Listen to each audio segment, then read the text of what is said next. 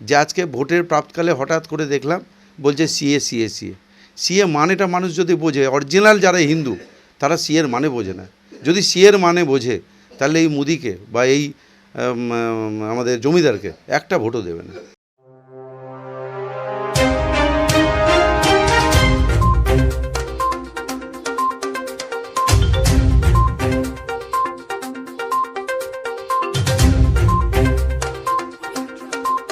লোকসভা নির্বাচনের নির্ঘণ্ট বেজে উঠেছে। ইতিমধ্যেই যেমন লড়াই শুরু হয়ে গিয়েছে রাজনৈতিক মহলে, ঠিক তেমনই দিল্লি কার দখলে এই নিয়ে উঠছে প্রশ্ন সাধারণ জনতার মনে।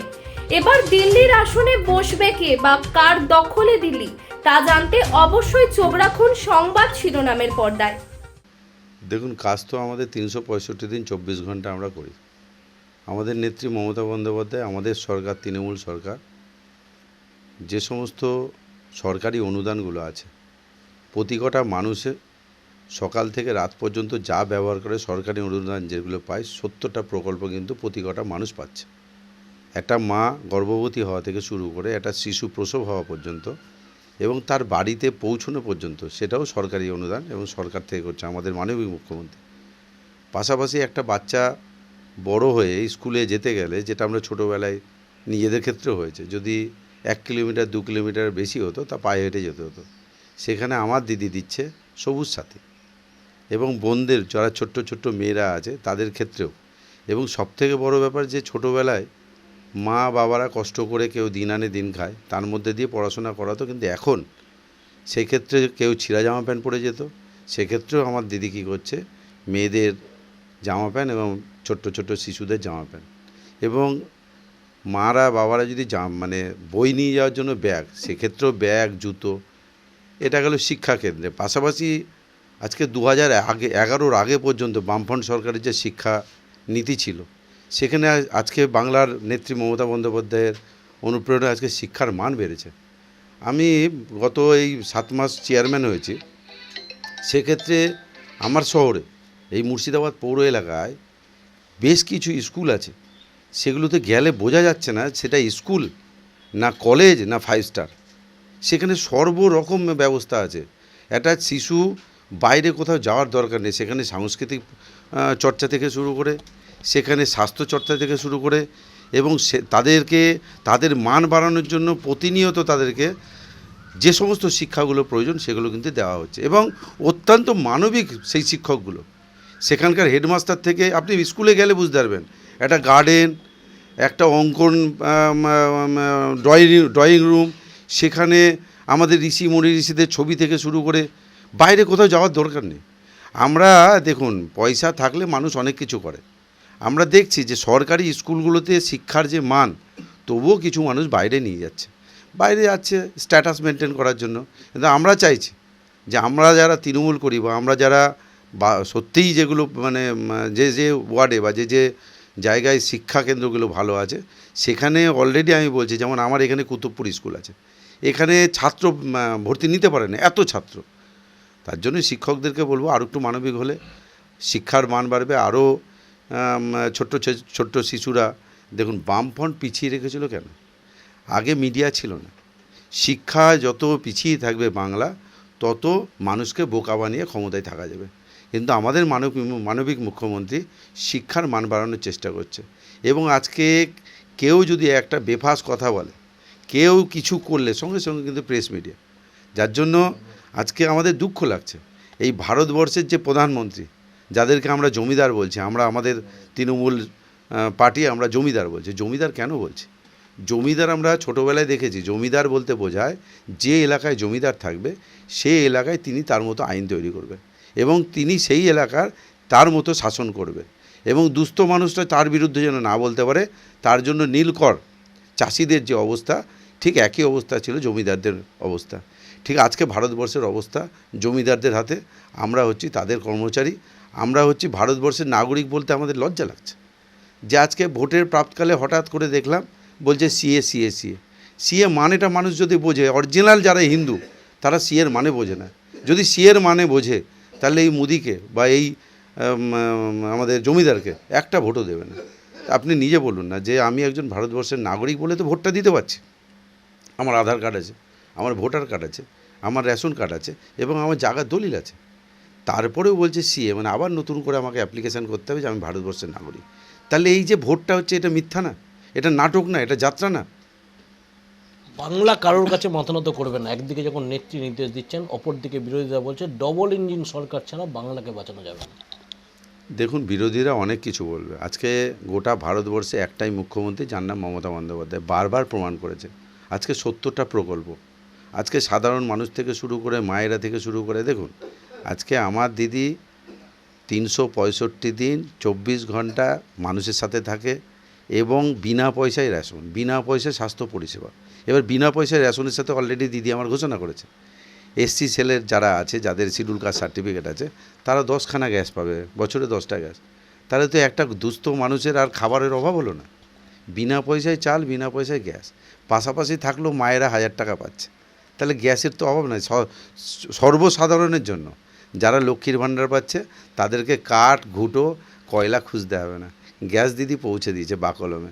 আর আমাদের দিদি বলছে, চ্যালেঞ্জ করছে তো, যে যদি ভারতবর্ষের এই জুমলা সরকার, তারা বড় বড় কথা বলছে, বলুক না গ্যাস আমরা বিনা পয়সা দিচ্ছি। আমরা তো বলেছি ভোট থেকে, আমার দিদি বলেছে তো, আমাদের নেতা বলেছে তো, তা আমরা ভোট থেকে উইথড্র করে নেব। কিন্তু শুনেন, 2014 পর থেকে বাস্তব কথা, আপনি একজন মিডিয়া সেলের ব্যক্তি হিসেবে আপনারা বলুন না, যে কোনো ক্ষেত্রে 2014 পর থেকে বাংলার মানুষ তথা ভারতবর্ষের মানুষ কী উপকৃত হয়েছে? শুধু চিটিংবাজি, চিটিংবাজি, চিটিংবাজি। যখন 14 লক্ষ টাকা নিয়ে তাকে প্রশ্ন করা হচ্ছে, মোটা ভাইকে, মোটা ভাই কী বলছে? বলছে ওটা জুমলা ছিল। তাহলে যে মানুষ বা যে সরকার, যে মন্ত্রীরা আজকে বলছে 2014-তে জনগণের কাছে তারা শ্বেতপত্র প্রকাশ করেছিল যে আমরা ক্ষমতায় এলে আমরা এটা করব, আমরা ওটা করব, আজকে ভোটের প্রাপ্তকালে তাদেরকে যখন প্রশ্ন করা হচ্ছে তারা বলছে জুমলা ছিল। আজকে দুঃখ লাগছে, ভারতবর্ষের মানুষের সাথে চিটিংবাজি হচ্ছে, সেটা হচ্ছে। এমনকি যে শ্বেতপত্র প্রকাশ করেছে 5 বছরে কী করেছে? বলছে চীনের বর্ডারটাও করে দিয়েছে, মানে ইন্টারন্যাশনাল চিটিংবাজি, ইন্টারন্যাশনাল চিটিংবাজি। ভারতবর্ষের মানুষকে তো ঠকালো, বাংলার মানুষকে তো বলছে ঠকাচ্ছে। 2021-এ বিধানসভা ভোটে যখন বিজেপিকে ঝেঁটিয়ে বিদায় করলো বাংলার মানুষ, তখন বলছে বাংলার মানুষকে তাকে কিছু দিব না, ডেভেলপমেন্ট খাতে দিব না। তা আমরা বাংলার মানুষ হিসেবে আমাদের নেত্রী মমতা বন্দ্যোপাধ্যায়, আমাদের নেতা অভিষেক বন্দ্যোপাধ্যায় বলছে ভিক্ষা তো আমরা চাইছি না। আমাদের যে 18% ট্যাক্স, 18%-এর 9% যে ট্যাক্স, সেই ট্যাক্সের টাকাটা আমাদের, অর্থাৎ বাংলার মানুষ সকাল থেকে রাত পর্যন্ত যে ট্যাক্সটা দিচ্ছে, ভারতবর্ষের মন্ত্রীরা, ভারতবর্ষের এই জমিদার যে ট্যাক্স নিয়ে যাচ্ছে, সেই প্রাপ্যটা দিতে বলছি। আমরা তো ভিক্ষা চাইছি না। আমাদের দিদি তো বলেছে অলরেডি 100 দিনের টাকা পে করছে স্টেট গভর্নমেন্টের ফান্ড থেকে, এমনকি হাউস ফর অলের টাকা সেটাও বলেছে আমাদের দিদি দেবে, এবং ডেভেলপমেন্ট তো আমাদের দিদি করছে। শুনুন, বাস্তব ক্ষেত্রে যদি উন্নয়ন নিয়ে কথা বলেন, বাংলা একদিকে, গোটা ভারতবর্ষ একদিকে। বাংলা একদিকে, আমাদের নেত্রী মমতা বন্দ্যোপাধ্যায়, আমাদের নেতা অভিষেক বন্দ্যোপাধ্যায় একদিকে, আর জুমলা সরকার একদিকে। খুব পরিষ্কার বাংলার মানুষের কাছে। তার জন্যই তো 2021-এ এই সব চলে গেল, বাংলা আমাদের দখলে, বাংলা ঝেঁটিয়ে বিদায় করেছে। আবার দেখুন 30 থেকে 35খানা সিট আমাদের সরকার, আমাদের দল পাবে। আমরা যে লক্ষ্মীর ভাণ্ডারের কথা বলছেন, সেই লক্ষ্মীর ভাণ্ডার বিধানসভা নির্বাচনের পর থেকে একাধিক নির্বাচনে কিন্তু সাফল্য এনেছিল।